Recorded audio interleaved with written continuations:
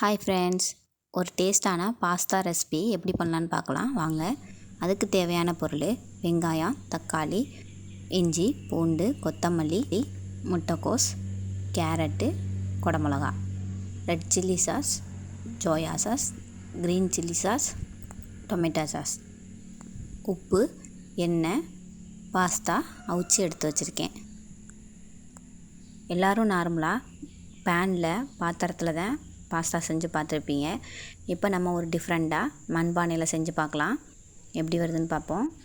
அதுக்கு ஒரு மண்பானையை சூடு பண்ணி எடுத்துக்கலாம். அதில் சட்டி காஞ்சதுக்கப்புறம் எண்ணெய் ஊற்றி இஞ்சி சேர்த்துக்குவோம். இஞ்சிக்கு அப்புறம் பூண்டு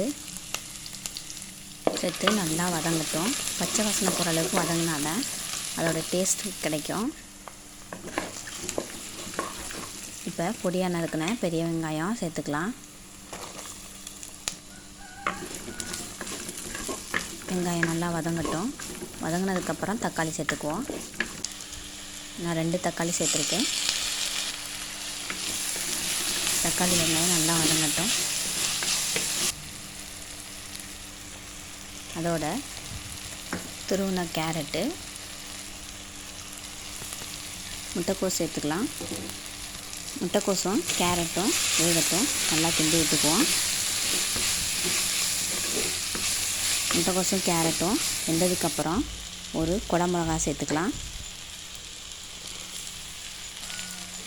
குடமிளகாயும் சேர்ந்து வேகட்டும். அதுக்கு தேவையான அளவு உப்பு போட்டுக்கலாம். இப்போ நம்ம அவிச்சு வச்ச பாஸ்தாவையும் சேர்த்து நல்லா கிண்டிக்கலாம். காய்கறியும் பாஸ்தாவும் எல்லா பக்கமும் ஒன்றா ஸ்ப்ரெட் ஆகிற அளவுக்கு நம்ம கிண்டி விட்டுக்குவோம். இப்போ கிண்டியாச்சு. அதுக்கு soya sauce, red chilli sauce, tomato sauce, chilli sauce எல்லாம் சேர்த்து இப்போ எல்லா பக்கமும் பாஸ்தாவோட சாஸ் எல்லாம் ஒன்று சேர்கிற அளவுக்கு கிண்டி விட்டுக்கலாம். பாருங்கள் எப்படி இருக்குன்னு. அதோட கொத்தமல்லி சேர்த்து கிண்டிக்கலாம்.